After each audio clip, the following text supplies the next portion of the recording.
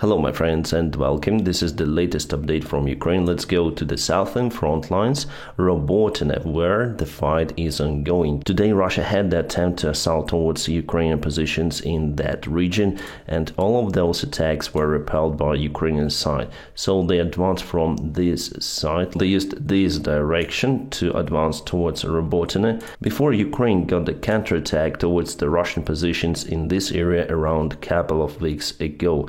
But recently Ukraine stopped the attempts in getting the ground and expand the current bridgehead. It seems like the Russian surveillance and intelligence works quite well because they waited for the Ukrainian attack. So this morning Ukraine started the attack towards Novoprokopivka, one more attempt by Ukraine in gaining more ground, and exactly after Ukrainian attack, Russia started their own towards this place, trying to cut our army on assault. But it seems like Ukraine was ready for this move and our guys cut the Russian army.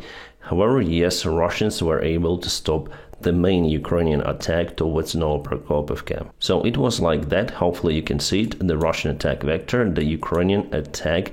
This one started at first and then Russia pushed, but Ukraine performed surveillance and even burned some of the Russian tanks behind the front lines. And the active fight was also ongoing in this area. Ukraine haven't taken any kind of the ground today, but we caused Russians losses. So for a few days this area was more or less calm, but today the fight activated. Now let's go to the main hotspot of the front lines, Avdiivka town.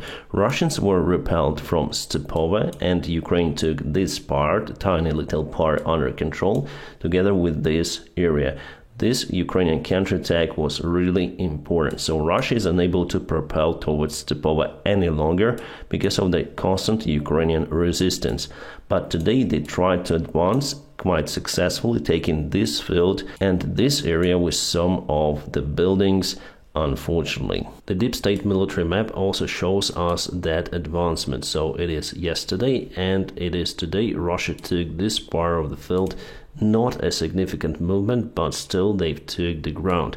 But here in the main direction Russia stalled. They were able to cross this water reservoir. There's the small river over here and they're advancing from this place.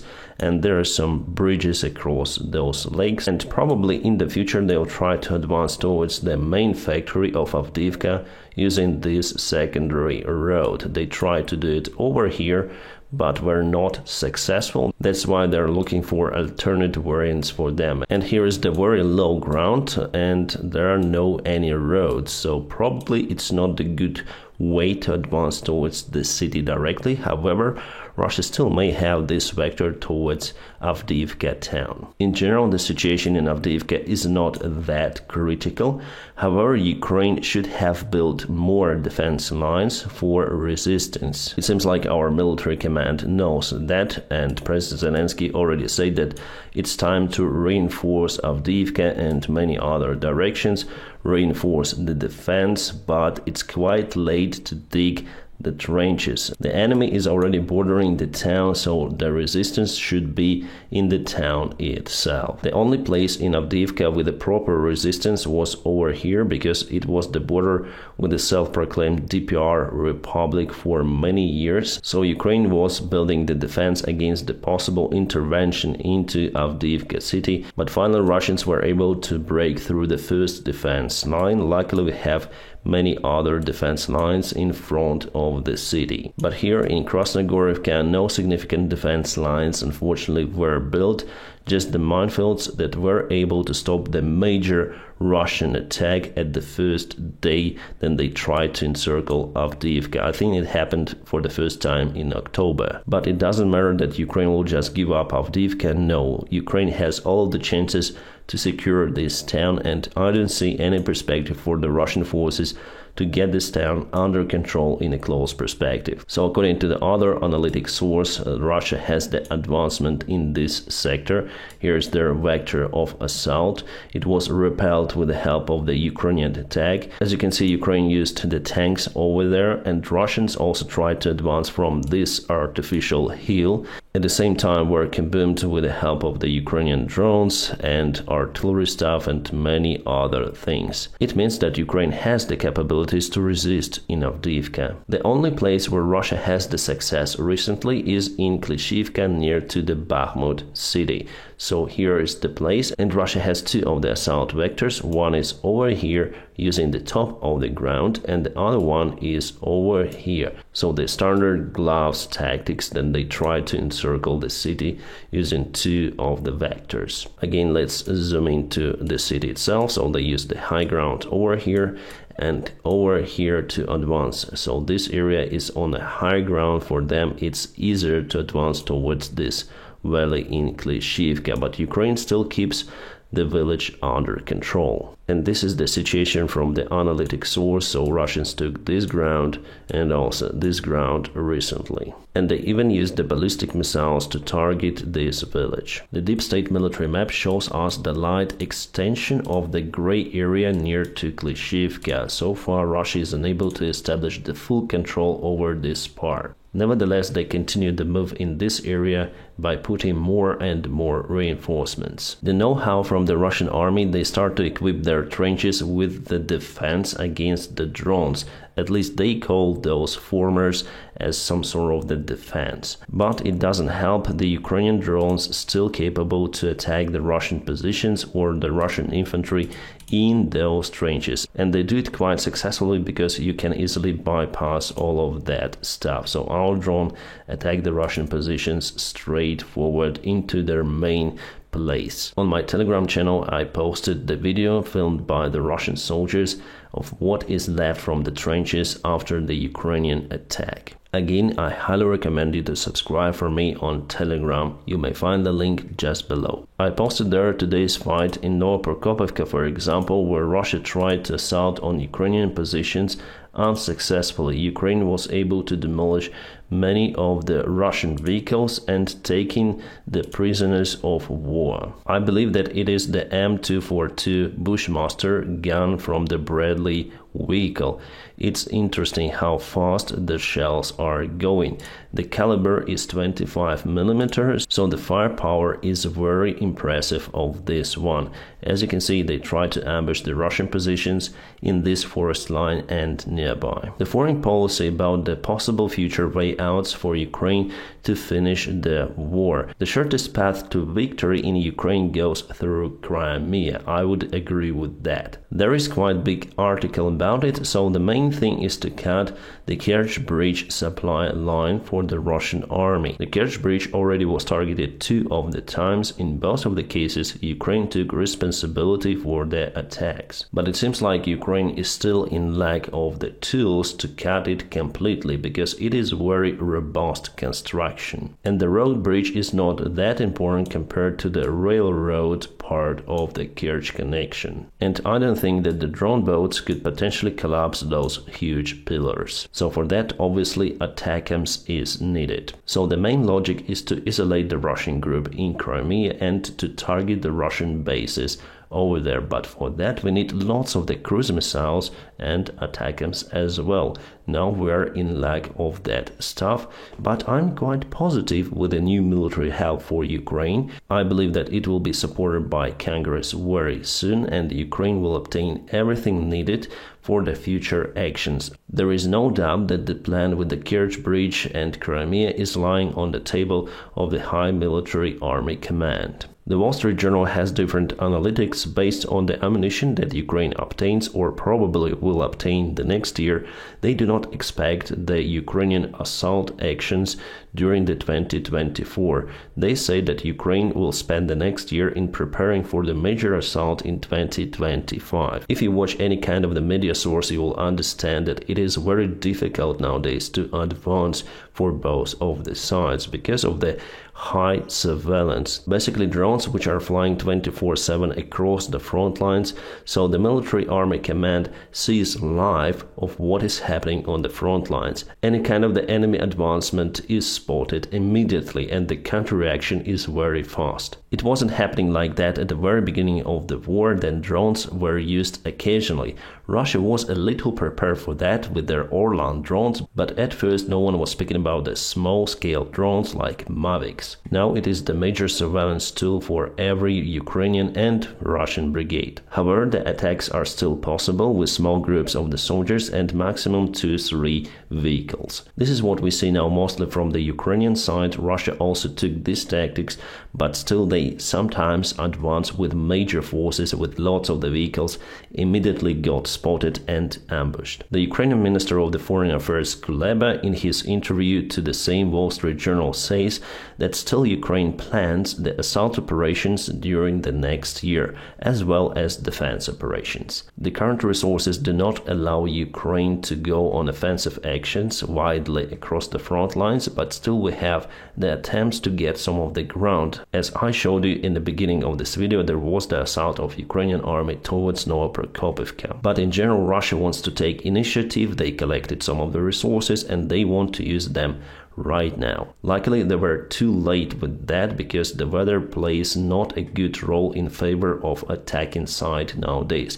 It's already very wet across the front lines again. That's why Russia wants to change the focus of their attacks, moving into the terror that they've done the last year, attacking Ukrainian civilian infrastructure. For the first time in the last 80 days, they used strategic aviation to launch the cruise missiles in Ukraine. Unfortunately, some of them targeted some of the places. Probably the most defended part of Ukraine is now the capital city of Kyiv, because all the cruise missiles which are flying over there just being shut down with the help of the Patriot, NASAMS and other systems. Russia has already announced the president elections, which will take the place between 15 and 17 of March 2024. For the first time, the elections will take 3 days consecutive. And you already see the symbol of those elections, letter V or V that Russia is using in their army identification in this war. For Nazis it was swastika, but for Russia some of the letters of alphabet. I wonder why they haven't taken the Cyrillic letters for that, for example Z. Putin has announced that he will run for the president's office in the next elections, and we probably understand who will win them. When Putin wins the elections, he will bypass the Stalin in the term of ruling the country. The only longest term will belong just to Katerina the Great. So definitely he is sick of power. He turned Russia into complete dictatorship. Then he got the power. Russia was the pro-Western country, but now it's against the West, against everything. It's now closed country. But it seems like Putin is okay with that. The only way to get rid of Putin is to start one more revolution in Russia, because there is no any other way to change the power in that country. Putin will continue rule until he is alive. It was a very calm announcement by Putin that he will take part in the future elections. Why? Because there are no any achievements for Russia on the front lines. Their goal was to encircle Avdiivka and to take that town under control. In that case, Putin would have been victorious, but now he has nothing to propose. That is why it was no any exaggeration, let's say, in this news. He even didn't announce it on his own. The president's office did it for him. Alright, there is the saga with the military support of Ukraine from Bulgaria. Before, the Bulgarian government approved the support of Ukraine with more than 100 Soviet-made BTRs and BMPs. However, a couple of days ago, the pro-Russian president of Bulgaria vetoed the decision of parliament, and today the parliament bypassed the veto of the president. Yes, according to law, they have this option. So finally, after all, Ukraine will obtain those vehicles. Yes, we understand that it is not the top weaponry, and many of those vehicles require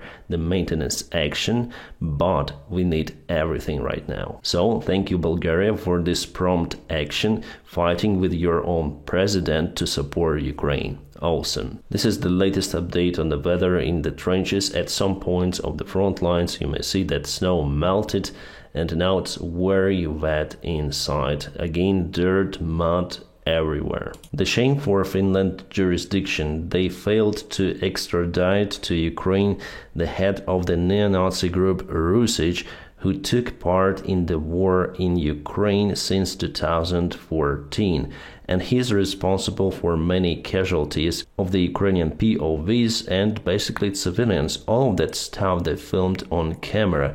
But Court of Finland, the High Court of Finland, believes that Petrovsky's rights, so the surname is Petrovsky of this bastard, might be violated in Ukraine in prison. The court also ruled that it no longer makes sense to detain Petrovsky for the purpose of extradition, and this guy can easily go back to Russia. So what is happening within the European jurisdiction system is total madness. This bastard filmed himself, and his friends also filmed all of the war crimes towards the war prisoners and civilians, and he's free to go. It's absolute nonsense. Where are we going? At what point we turned to the wrong direction? Alright, you think that his rights would be just violated in Ukraine whatsoever, but put this guy in Hague Court, in international court. He should spend the rest of his life in prison. Now he's coming back to Russia. He will be a hero there,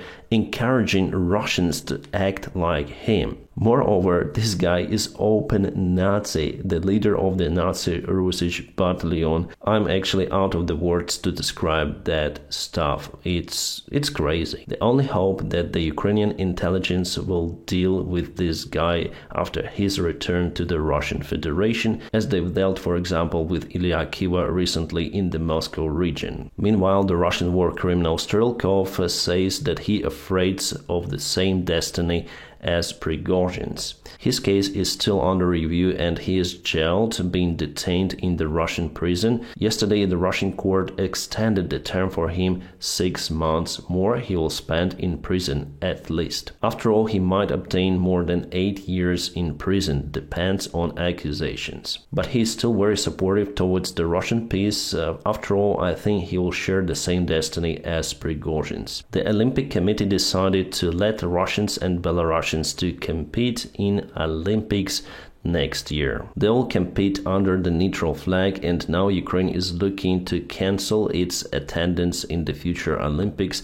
Well, actually, I think that we shouldn't do it because Olympics is very important for the Ukrainian sportsmen. The Olympic Games is the main opportunity for many to achieve their goal in their sport career. So by canceling the Ukrainian sportsmen, we are basically canceling the Ukrainian sport, because after that decision, many of the Ukrainian sportsmen would just leave the country, will take the other passport. Many of the countries would like to give their passports to the prospective sportsmen, so they will compete for the other country. Yes, it's the bad decision from the Olympic Committee to let Russians and Belarusians to compete, but what can we do with it? We can just participate and show that Ukraine is strong. And we have the brief update from the Gaza Strip. It seems like IDF encircled one more part of the strip, including Al-Qarara, Jarrah, and As-Surayh each. So the tactics for Israel is understandable. They propel and encircle the settlements of the Gaza Strip. Later on, they advance towards them directly. The Israeli army has losses. Those are not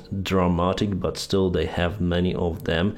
Recently, the son of one of the Israeli high officials lost his life in that operation. After all, I expect Israel to establish the full control over the Gaza Strip, but it might take a couple of more months. There are some action videos on the internet with actual urban fight, but I do not share them usually because it's not the main topic of my channel. Today, this picture of Sukhoi 57 was shared on the internet, and many people say that it is on fire. Well, actually, it's not like that. It's just very cold outside, and based on those couple of hoses, it means that Russia warms up the plane before the start. It's the normal procedure. Russia doesn't have lots of those airplanes. They call it the 5th generation, but actually I would call it 4.5. It is still out of the full stealth capability because of the engines. They are well seen on the radars. My friends, don't forget to press the like to this video. By doing so, you help my channel a lot. Also, if you want to support my job, you may find some of the links in the video description just below. Special thanks for my Patreon supporters and the sponsors of my YouTube channel. Guys, thank you so much for it. My friends, I wish you all a peaceful sky wherever you are, and have a great time.